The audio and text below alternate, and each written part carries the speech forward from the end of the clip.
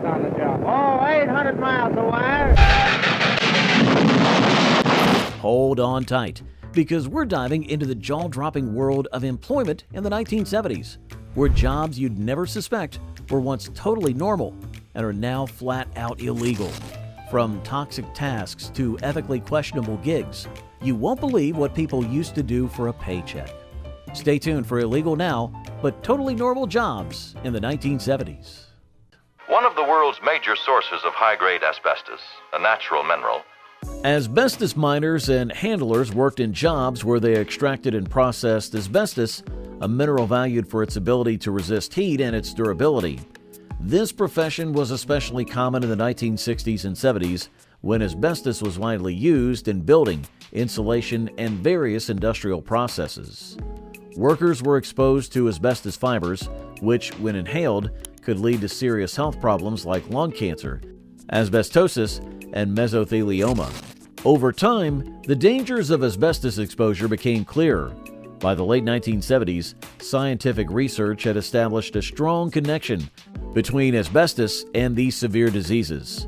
This growing awareness led to increased pressure on governments to regulate asbestos use. As a result, strict rules were introduced in the 1980s, which significantly reduced asbestos mining and handling. By the early 2000s, many countries had banned or heavily restricted asbestos in most industries to protect workers' health and prevent further illnesses.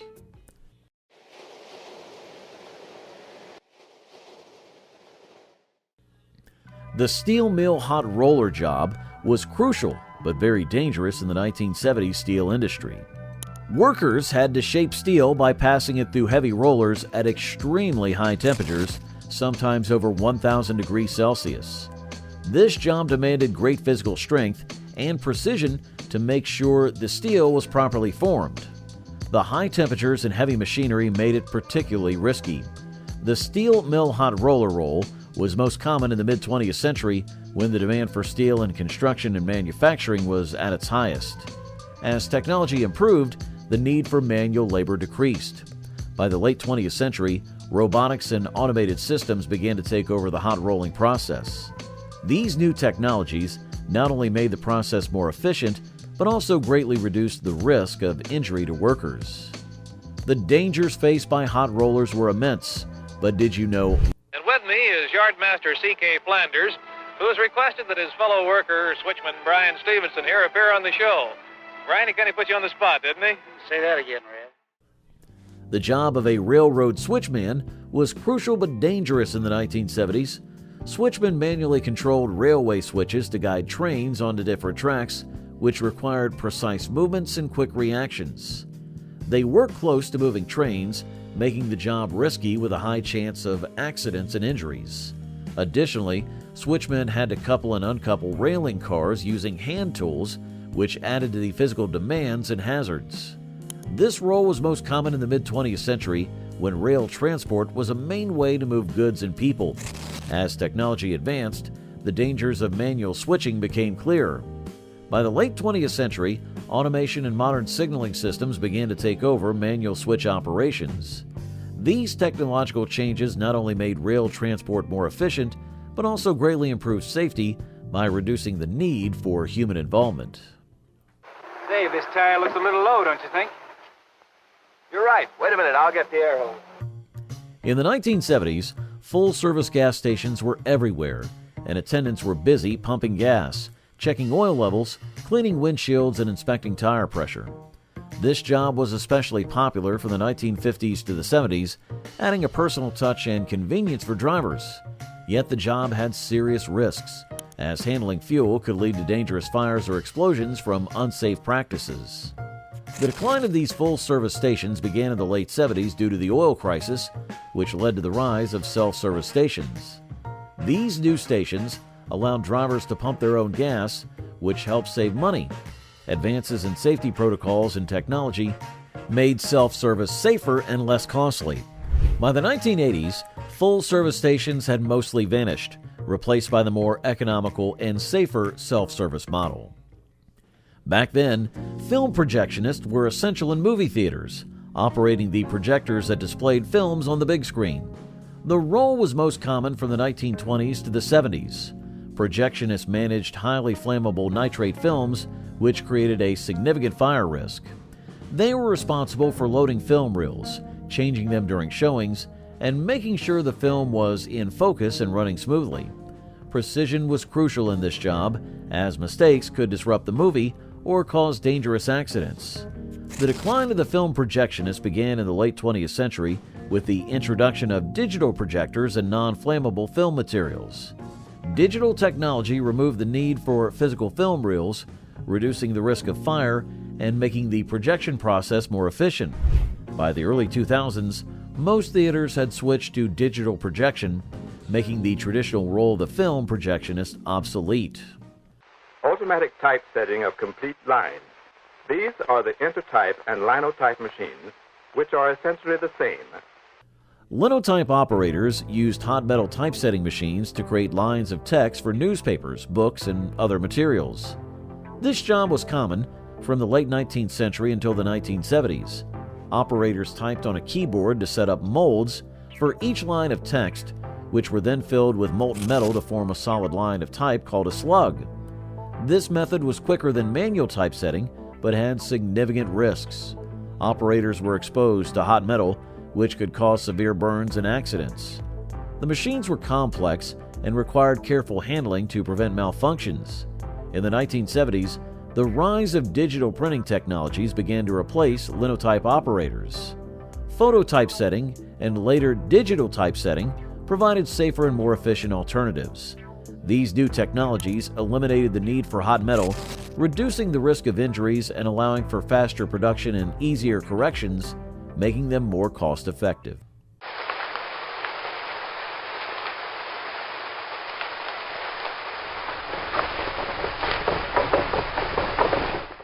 Timber rafting workers used to guide huge rafts made of logs down rivers to deliver timber to sawmills and markets. This job was most common in the 19th and early 20th centuries, particularly in areas with large river systems like the United States and Canada. Workers had to steer these rafts through dangerous waters, facing the constant risk of drowning. The rafts could be enormous, stretching up to 600 meters long and 50 meters wide, making them very hard to control. By the mid-20th century, timber rafting started to decline. The rise of railroads and trucks offered safer and more efficient ways to transport timber. Additionally, environmental rules in the 1970s limited log driving because of its harmful effects on river ecosystems. Today, modern methods like trucks and trains have greatly lowered the risks involved in moving timber. There may be some sort of blockage in the chimney. In the 1970s, smokestack cleaners had one of the most dangerous jobs. They climbed tall industrial chimneys to remove soot and debris, usually without proper safety equipment. These workers faced toxic fumes that could lead to serious respiratory problems, and they constantly risked falling from great heights. The job demanded a lot of physical strength and agility, since the cleaners had to move carefully across narrow, slippery surfaces high above the ground. This occupation was common when factories and power plants were heavily reliant on coal and other fossil fuels. Regular cleaning of smokestacks was essential for keeping operations efficient and reducing pollution, making this a crucial yet risky job. By the late 20th century, automation and advanced cleaning technologies began replacing human cleaners. Machines and robots took over the work more safely and efficiently, and stricter environmental rules reduced the need for frequent cleanings. By the 1990s, smokestack cleaning had mostly disappeared, becoming a safer, automated process. The job of a radioactive material transporter involved moving radioactive substances used in medicine, industry, and nuclear power. These materials were transported by truck, train, plane, or ship with less stringent safety measures compared to today. Workers face significant health risks due to potential exposure to harmful radiation. The role was particularly common in the mid-20th century as the use of radioactive materials expanded rapidly. As awareness of radiation dangers grew, stricter regulations were introduced. By the late 20th century, the International Atomic Energy Agency and other regulatory bodies set up strict safety standards for transporting radioactive materials. These regulations required specialized packaging, labeling, and controlled routes to minimize exposure and protect public safety. Technological advancements also improved transportation methods, reducing the need for manual handling. As a result, the role of radioactive material transporter declined, replaced by automated systems and highly regulated processes. The decline of radioactive material transporters led to the rise of new communication technologies.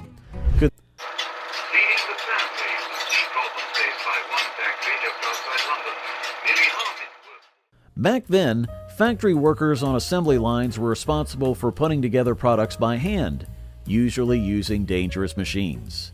They had to handle heavy equipment, sharp tools, and risky materials without the advanced safety features we have now. This job needed a lot of physical strength and precision, but came with serious risks, such as injuries from machinery and exposure to harmful substances. This type of work was especially common in the mid-20th century when mass production was booming, particularly in the automotive and electronics industries.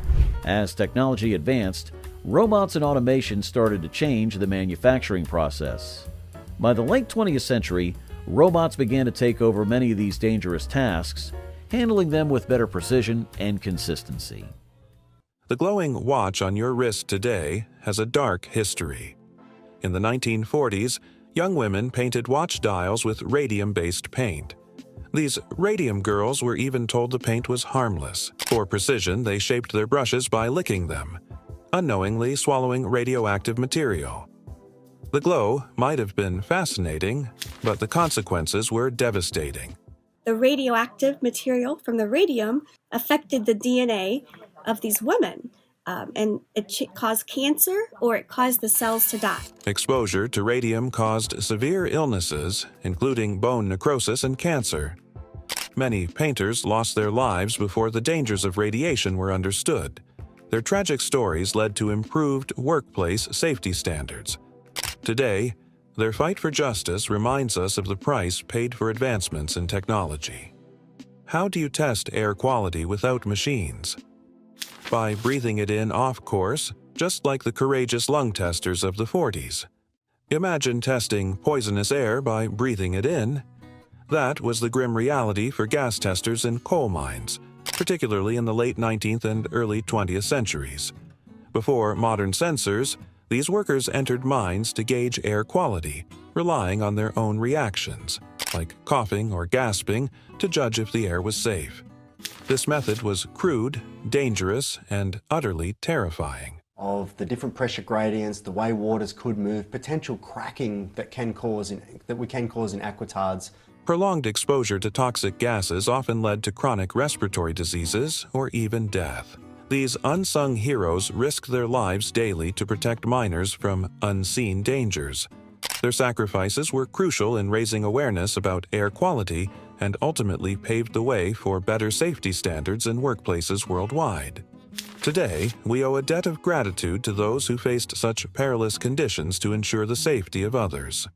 Before automation, factory line assemblers were a vital part of production. In the production of the hundreds of parts necessary to make this modern, low-priced, quality motor, every point is protected by scientific checking. These workers manually pieced together products ranging from machinery to household goods. They often repeated the same tasks for hours, striving to maintain speed and precision. This work could be physically demanding, and while some factories began to implement ergonomic designs, many still lacked adequate measures to reduce strain. The dangers in these environments were significant. Repetitive motions could lead to chronic injuries, and poorly maintained machinery posed risks of severe accidents. Despite these challenges, the contributions of these workers were crucial to industrial growth during a transformative period.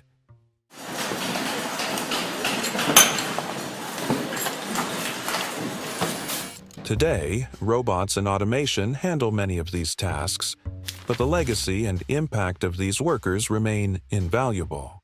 Ship scuttlers had a unique job of deliberately sinking old ships. They prepared vessels by removing hazardous materials and ensuring they sank in controlled conditions, which was often necessary to clear harbors or dispose of ships that were no longer seaworthy. In some cases, scuttling was also done to create artificial reefs. Explosives were sometimes used to expedite the sinking process, adding a layer of danger to the task.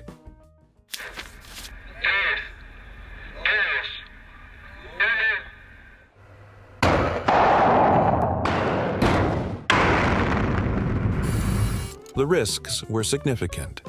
Drowning, mishandling explosives, and exposure to toxic substances like asbestos were all potential hazards. Additionally, harsh weather and unpredictable waters made the work even riskier. Despite these challenges, scuttlers played a critical role in maritime operations, influencing how we manage old vessels even today. Their daring work laid the groundwork for safer, modern techniques in ship disposal. Life on a whaling ship was an epic yet hazardous adventure. Whaling crew members ventured into unforgiving seas to hunt massive whales for their valuable blubber, baleen, and oil. These products fueled industries like lighting and fashion in the 19th and early 20th centuries. Whalers faced unpredictable weather, towering waves, and the raw power of the whales themselves. Equipped with basic tools, they worked tirelessly in small, unstable boats, harpooning whales and battling them to bring home their prize. The risks were significant. A single flip of a whale's tail could destroy a boat and injure or kill its crew.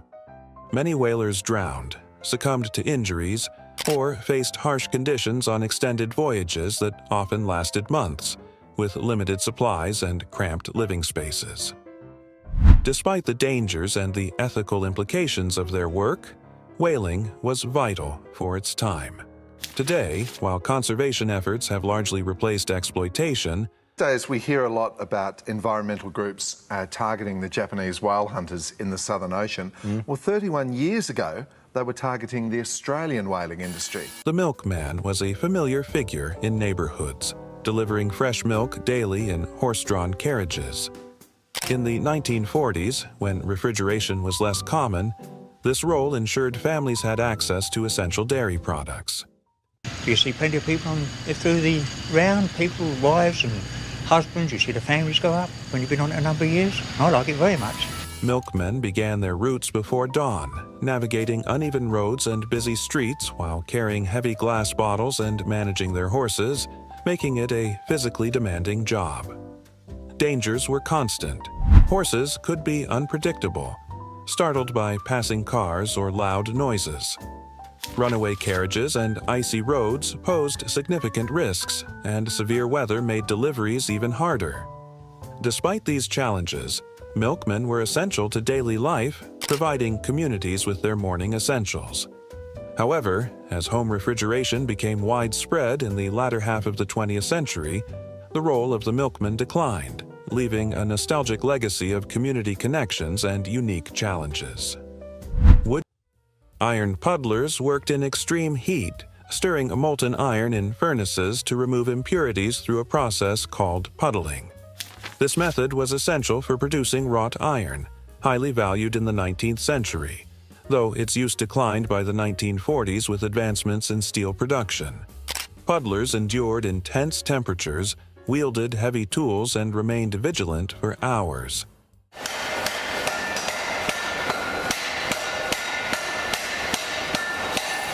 Their skill and endurance were crucial for industries relying on high-quality iron. The dangers were constant, with burns from molten iron and heat stroke being everyday risks. Toxic fumes and poor ventilation led to long-term health issues, including respiratory diseases. Despite these challenges, iron puddlers significantly contributed to the growth of infrastructure and manufacturing in earlier decades. Working as a matchstick maker may seem simple, but it was a deadly job. Workers handled toxic chemicals like white phosphorus, which coated match heads. Prolonged exposure led to phossy jaw, a painful decay of the jawbone. Phossy jaw. The symptoms of this disease will begin with severe pain in the teeth and gums. This will lead to inflammation of the gums and teeth will start to fall out. Factories were cramped, poorly ventilated, and filled with chemicals, putting workers at constant risk. The high flammability of materials also led to frequent explosions and fires, resulting in many injuries and fatalities, particularly among women and children. While safety regulations and safer chemicals have improved conditions in many industries, the sacrifices of matchstick makers serve as a stark reminder of the dangers in industrial history and the need for ongoing workplace safety vigilance. Imagine forging iron in blistering heat, knowing why.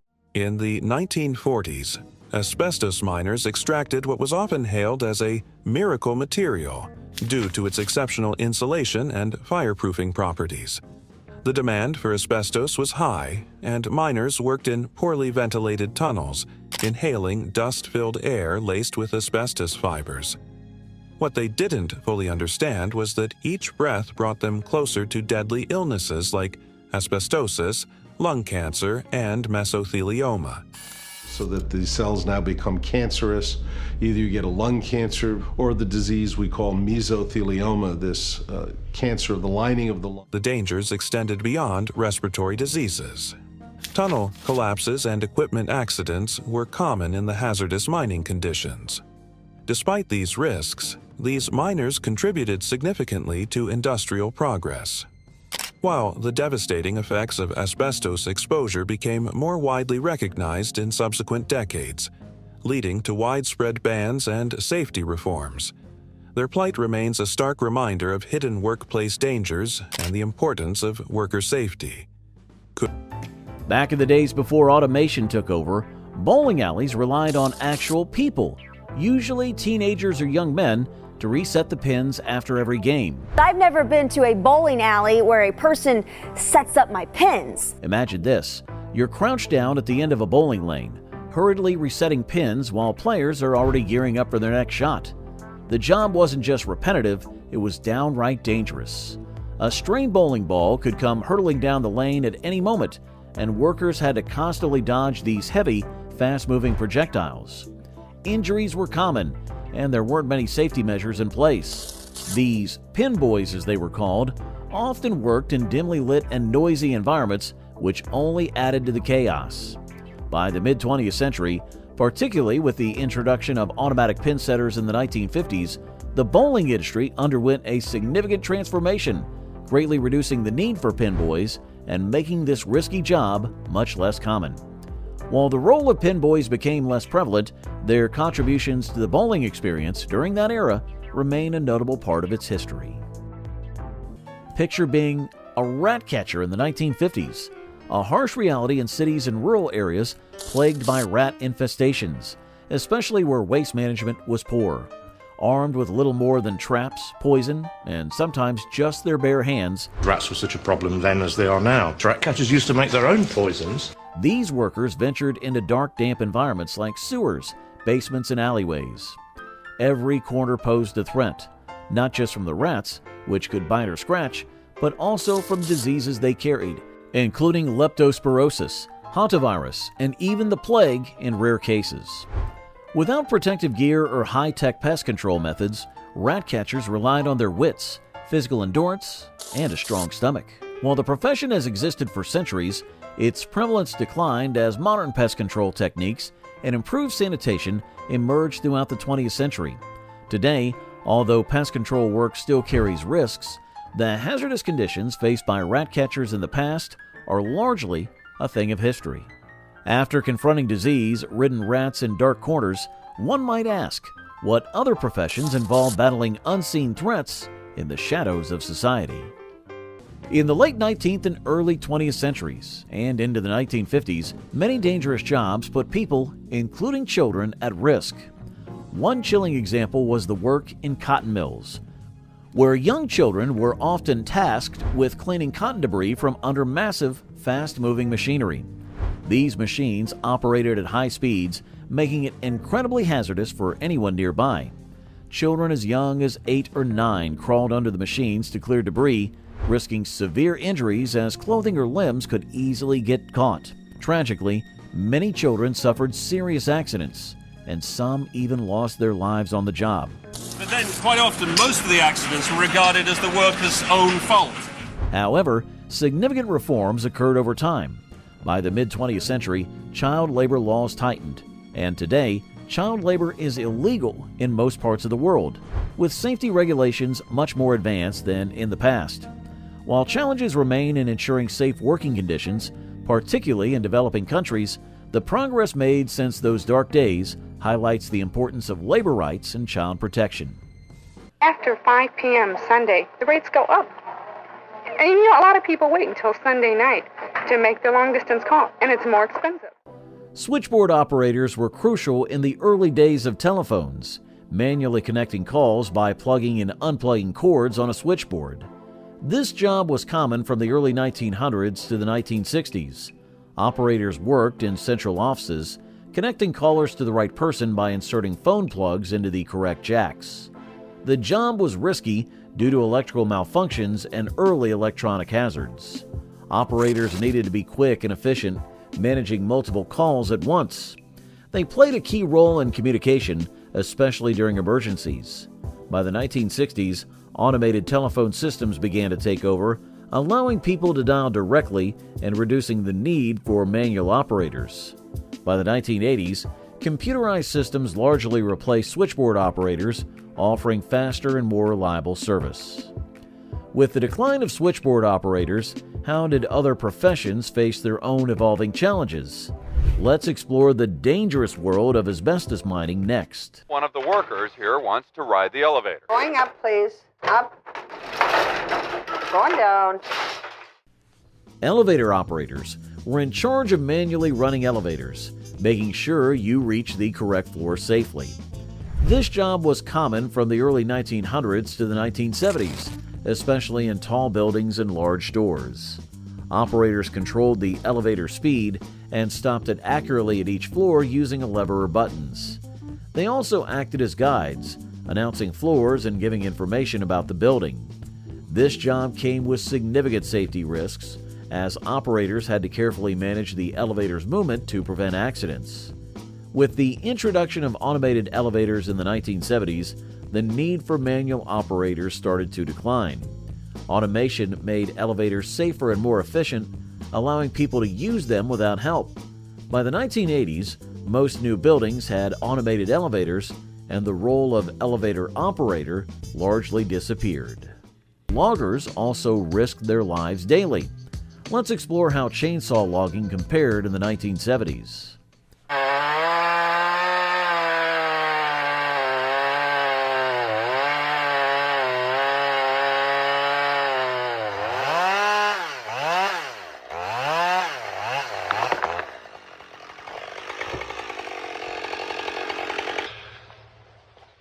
Logging with chainsaws was extremely risky in the 1970s.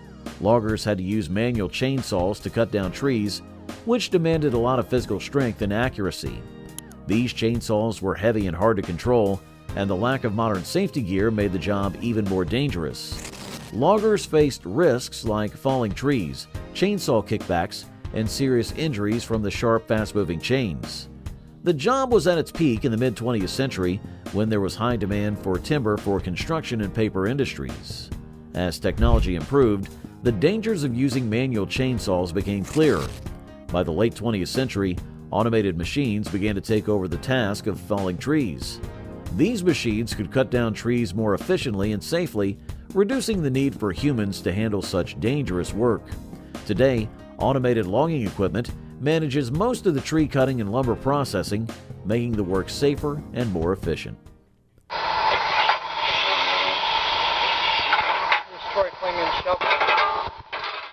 In the 1970s, being a coal shoveler was a tough and dangerous job. Workers had to shovel coal in tight spaces like mines and industrial boilers. This job required a lot of physical strength and stamina because shoveling coal was a never-ending and hard task. The coal dust was harmful, leading to serious health problems such as breathing issues and lung diseases, which made the job even more risky. Coal shoveling was common in the mid-20th century when coal was a major energy source for industries and homes. As technology progressed, the risk of manual coal shoveling became clearer. By the late 20th century, automated mining equipment and conveyor systems started to take over the job. These new technologies not only made the work more efficient, but also greatly reduced the health hazards and physical strain on workers. The decline of coal shoveling led to safer and more efficient jobs, but did workers face new risks? Let's explore the shift to gas station attendants and their evolving challenges. I usually am the hooker. You grab this hook, you grab 5 blocks of ice at a time, and a winch helps me push the 5 blocks up. In the 1970s, ice cutters faced a risky job of manually slicing ice from frozen lakes and rivers. This occupation was widely practiced from the early 19th century until the early 20th century, before modern refrigeration came along. Ice cutters used hand saws or horse-drawn plows to cut large blocks of ice, which were then transported to ice houses for storage. The work was both physically demanding and dangerous, as the ice could be unstable, causing accidents where workers or their horses might fall through. The decline of ice cutting began with the invention and widespread use of mechanical refrigeration in the early 20th century. By the 30s, refrigerators and freezers became more common in homes, lowering the need for natural ice. This technological progress made ice cutting obsolete, as people no longer depended on harvested ice to keep their food cold. Today, ice cutting is rarely practiced and is mainly seen in ice sculpture competitions and festivals, offering a glimpse into this once crucial but hazardous job.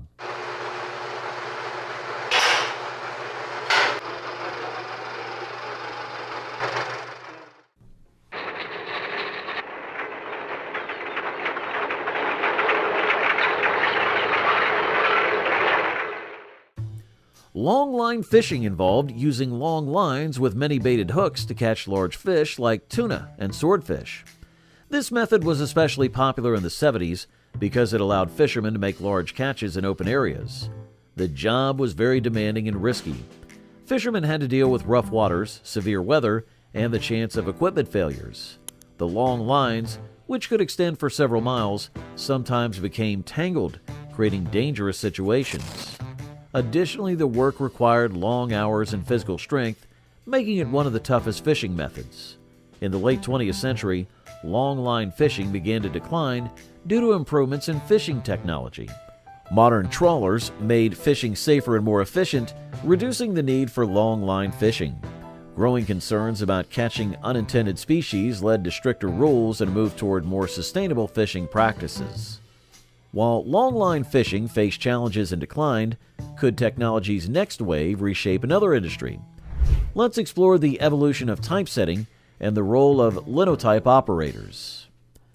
Chemicals are key ingredients in most industrial and consumer goods, and chemical equipment controllers and operators play an important role in their production. In the 1970s, chemical plant workers faced serious dangers from exposure to hazardous chemicals like lead and benzene. They dealt with toxic substances every day, usually without proper protective gear. This job was especially common during the industrial boom of the mid-20th century, when chemical production was at its highest. Workers risked severe health problems, including breathing issues, skin burns, and long-term diseases like cancer. The absence of modern safety measures made the job extremely risky. By the late 20th century, awareness of workplace health risk grew, leading to stricter safety regulations. The EPA and other regulatory agencies introduced rules to protect workers from harmful chemical exposure. Advances in technology and automation also played a role in reducing the dangers, as robots and automated systems took over many tasks that used to be done by hand, greatly improving safety. Can I shoot it this time? Yeah. Now, the structure. Elevator installers once faced major dangers because safety measures were not advanced. Their job required them to install and maintain elevators in tall buildings, working high above the ground with heavy machinery. Without the safety protocols we have today, accidents were frequent. Installers risked falling, getting electric shocks, or being crushed by elevator parts. This job was especially common in the mid-20th century, a time of rapid city growth and construction. As cities expanded, the need for elevators and skyscrapers grew, making elevator installation essential but risky. The risk started to decrease in the late 20th century with the introduction of strict safety regulations and new technologies. Innovations like automatic braking systems, better harnesses, and improved training made the job much safer. By the 1990s, these safety measures had become standard, making elevator installation a far less dangerous profession. With elevator safety dramatically improving, how did other high-risk jobs in the past evolve? Let's explore the dangers faced by smokestack cleaners in the 1970s. When it comes to breaking away, a good example is the breaking away of the Berengaria's forward funnel at the Jarvis Works at Jarrow. Shipbreakers had one of the most dangerous jobs. They dismantled old ships without modern safety gear, exposing them to harmful materials like asbestos and lead, which could cause serious health problems such as respiratory issues and cancer. The physical demands of the job, which included heavy lifting and cutting through metal, also posed significant injury risks. Shipbreaking was especially common in the mid-20th century when many ships from World War II were being retired. The industry was crucial due to the high demand for scrap metal and other reusable materials. Workers manually cut and dismantled ships in unsafe conditions, leading to frequent accidents and health hazards. The decline of traditional shipbreaking started in the late 20th century with the introduction of stricter safety regulations and technological advancements. By the 90s, machines took over many tasks and workers received better protective equipment. The transition to digital communication have changed other job roles. Let's explore the world of telegraph operators next.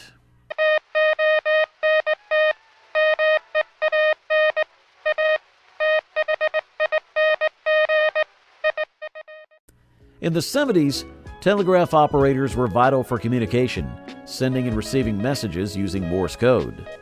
They used telegraph keys to transmit electrical signals over long distances, which were then decoded into readable messages. This job required great skill and precision, as operators needed to quickly interpret and send messages accurately. Handling high-voltage electrical equipment was risky and could lead to electrical shocks and burns.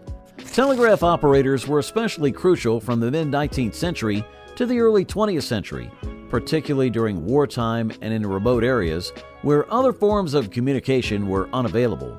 As technology advanced, the role of telegraph operators began to decline. By the late 20th century, telephones, fax machines, and eventually the internet made the process obsolete. Before alarm clocks became common, have you ever wondered, what did people do before alarm clock? knocker-uppers ensured people woke up on time. Armed with long poles, they tapped on windows or used pea shooters to reach higher floors. Starting their rounds as early as 3 a.m., they navigated dark streets to wake sleepy workers, playing a crucial role in urban life and industries, especially in mining and factory towns. A knocker-upper. A knocker-upper was a profession in Britain and Ireland. A knocker-upper's job was to rouse sleeping people so they could get to work on time. This seemingly simple job came with its own risks.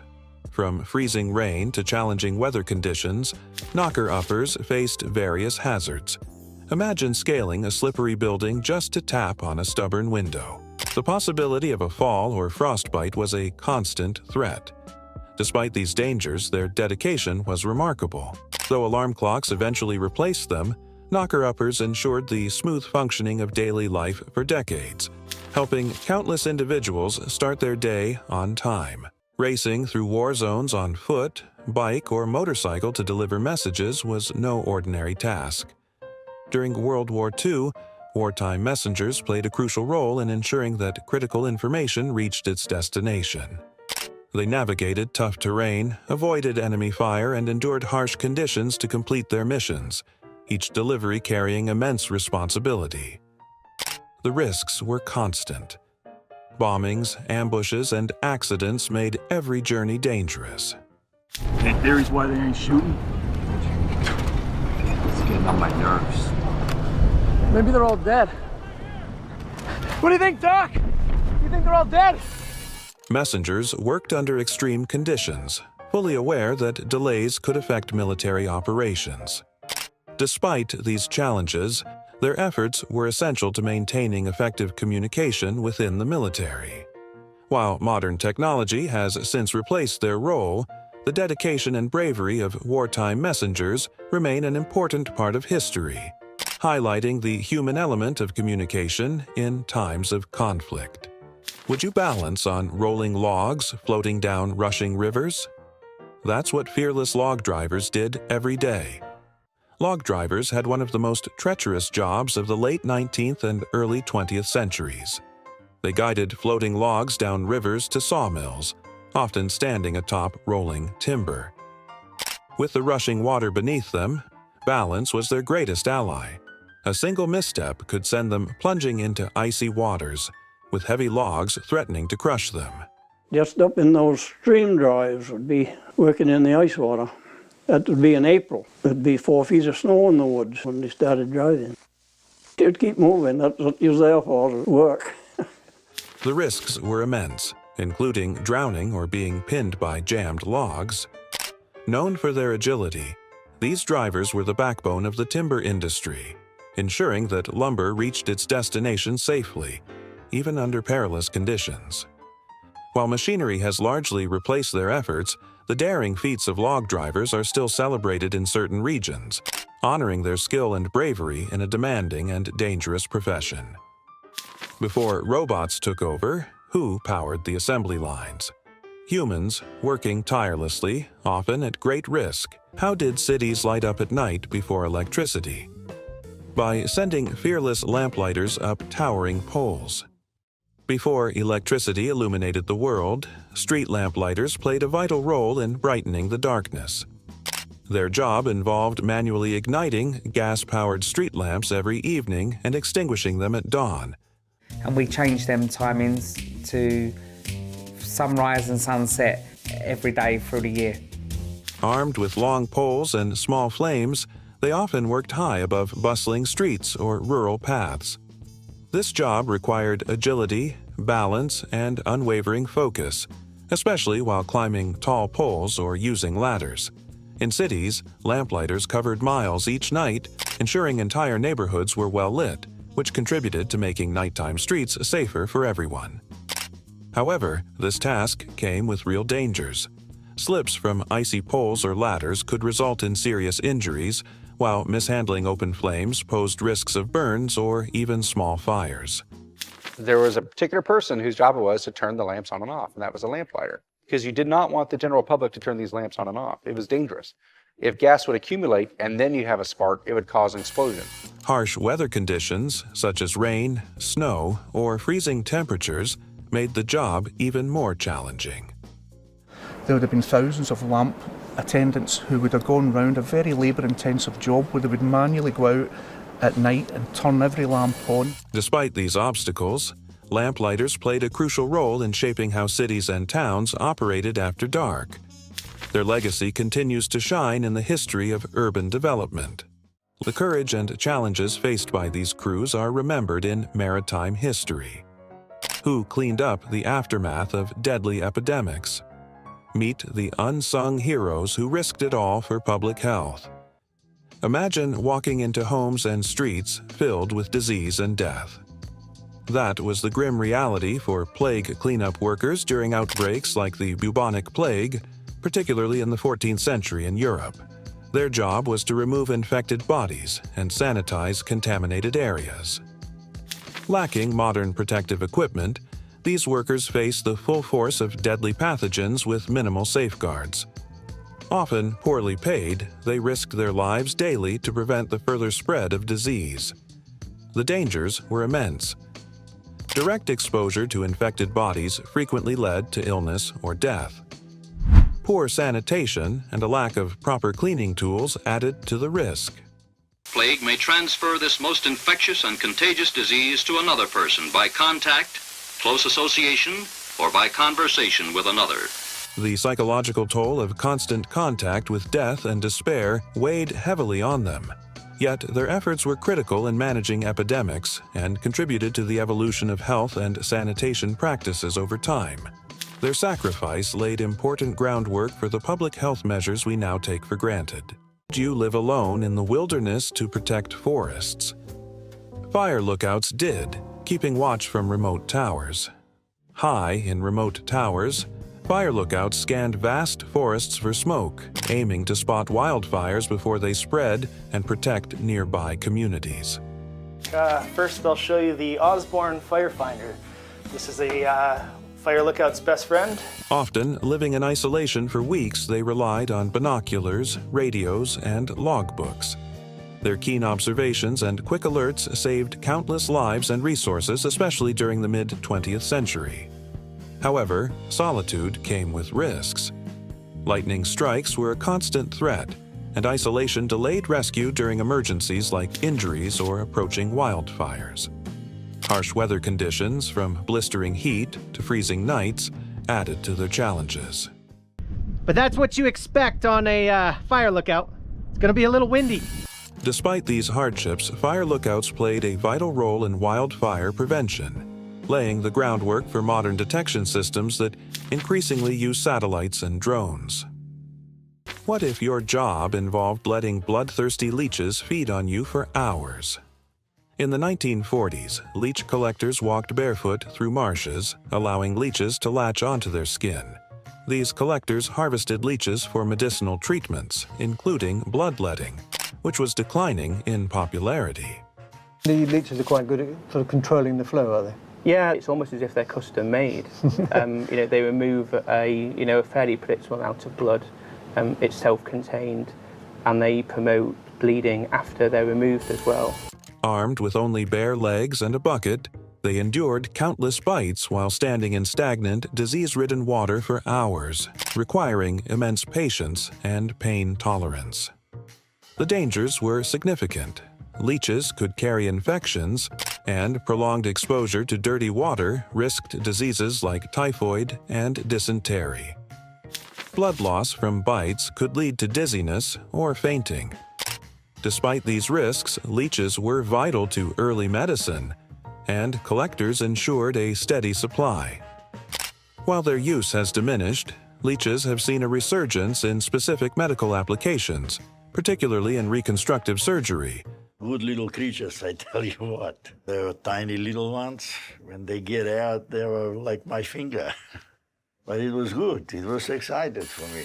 Highlighting the importance of leech collectors in healthcare history. One slip could cost you dearly. Urban blacksmiths were essential to city infrastructure in the early to mid-20th century, particularly in the 1940s.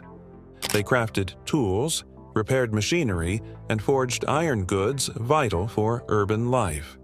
Working in blistering heat, they hammered glowing metal with precision, facing dangers like burns, eye injuries, and amputations. Long hours and extreme temperatures also affected their health.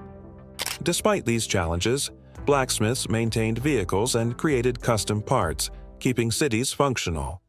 And once the things over, they were busy in the night, they had to walk on whatever time they were a bit out. Yeah. They were a bit out. How many hours a day would you work then? Oh, 10 hours was the... While traditional blacksmithing declined in the 1940s due to modern manufacturing, the legacy of their craft continues to influence our urban landscape, with some practices still thriving in specialized and artistic forms. Could you handle the pressure of fueling planes with one spark away from disaster? In the early days of aviation, refueling was manual and labor-intensive. Refuelers climbed ladders with heavy hoses to pump fuel into planes, often in harsh weather and dealing with flammable materials. Risks included spills, toxic fumes, and fires from static electricity. South Korea's first ever aerial refueling tanker arrived on Monday, drastically upgrading the Air Force's capacity by increasing its operation time. They had to be quick and precise, especially during wartime when military planes needed rapid turnarounds. Despite these dangers, their work was essential for advancing aviation. Today, automation has enhanced safety and efficiency in refueling, but the contributions of these early refuelers were vital in the development of modern air travel. How brave must you be to fly an untested aircraft, knowing it might fail mid-air? Test pilots in early aviation were ultimate risk-takers, flying unproven aircraft designs and pushing them to their limits. Operating with rudimentary technology and minimal safety features, they relied on instinct and courage. A single mistake or design flaw could lead to fatal crashes. Yet these pilots were crucial in identifying and fixing issues before accidents occurred. And they were shouting on the radio that we were being attacked by Japan. Mechanical failures, unpredictable weather, and the absence of ejector seats made every flight a gamble. Particularly during and after World War II, their daring efforts shaped the future of air travel, paving the way for safer, more advanced aviation technologies. Their legacy continues to influence aviation today. Imagine, it's dawn in the early to mid-20th century Britain, and instead of a smartphone alarm, you hear a soft tap, tap, tap at your window. A knocker-upper was a profession in Britain and Ireland that started during the Industrial Revolution. Groggily peeking out, you see someone with a long stick, carefully rousing you from slumber. This was the peculiar and often dangerous job of a knocker-upper, a profession that thrived before affordable alarm clocks. Knocker-uppers were typically employed by factories to ensure workers arrived on time. Armed with a stick or pea shooter, they traversed dark streets, tapping on windows or shooting dried peas at panes. Their work was fraught with risks, such as being mistaken for intruders or encountering aggressive dogs. Despite these challenges, knocker-uppers were essential in working-class communities until the profession declined as alarm clocks became more common in the mid-20th century. In the past, mudlarks made a living by scavenging along riverbanks, particularly in cities like London. Skeleton of a medieval man has been found by archaeologists working on the Thames Tideway tunnel. They combed through the muck of rivers like the Thames, searching for valuable items, coins, tools, scraps of metal, or even lost jewelry. This was a dangerous job. Riverbanks were often littered with toxic waste, sharp objects, and pollution. Imagine wading knee-deep in freezing water, unsure if your next step would land on broken glass or rusted nails. Poor sanitation made the water a breeding ground for infections. While advancements in waste management and social welfare have reduced the need for such scavenging, mudlarking has not disappeared entirely. Today, it's recognized as a hobby and an archaeological pursuit, with enthusiasts searching the Thames for historical artifacts. Though scavenging riverbanks may seem like a relic of the past, it remains a fascinating link to history. While the mudlark scavenged through toxic waste, one can't help but wonder what other jobs involved sifting through the remnants of society's past. During the early to mid-20th century, an unusual job was that of a lector, employed in factories not to perform manual labor, but to read aloud to workers as they toiled. Factories at the time were filled with heavy machinery, industrial dust, and fumes, creating a noisy and dirty environment with limited safety equipment. Workers inhaled harmful particles, including dust, smoke, and toxic chemicals, while lectors were often exposed to this toxic air during their long reading sessions. "Villains!" I shrieked. "Dissemble no more. I admit the deed. Tear up the planks here." Many lectors, like the factory workers they addressed, develop respiratory issues, with chronic conditions such as bronchitis and asthma being common. Although the role of the lector declined as factory work evolved and modern entertainment options emerged, their unique contribution to the workplace remains a fascinating aspect of industrial history.